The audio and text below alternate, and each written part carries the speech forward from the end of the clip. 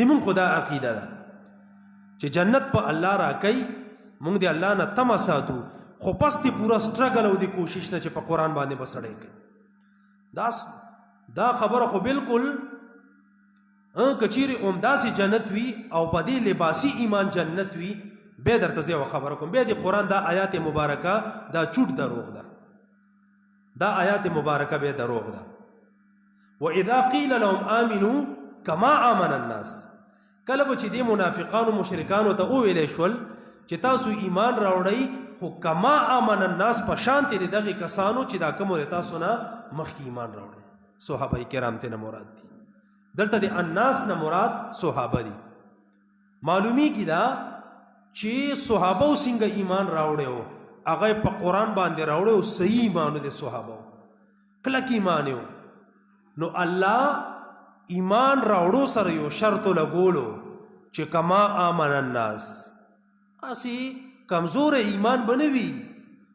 چې نن مسلمان سبا کافر او نن مسلمان سبا منافق دا کمزور ایمانونه نه نقل کی ایمان راوړه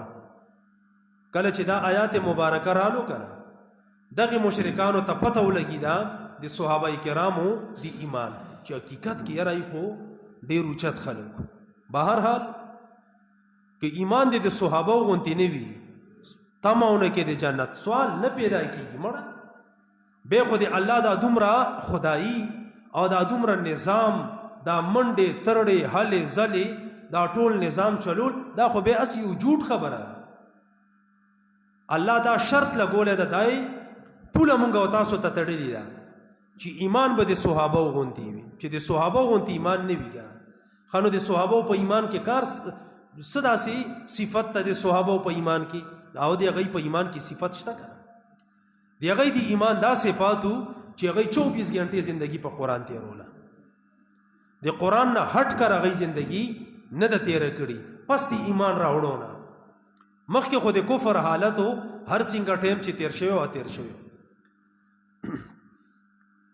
نو دا آیاتونه د مونږ او تاسو د ټولو د پاره دي الله فرمایي ويحسبون انهم على شيء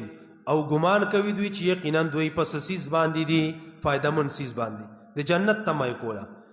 الا انهم هم الكاذبون خبر شي یقینا دوی دروغ جن دي دا منافقان اللهم ربنا آتنا في الدنيا حسنه وفي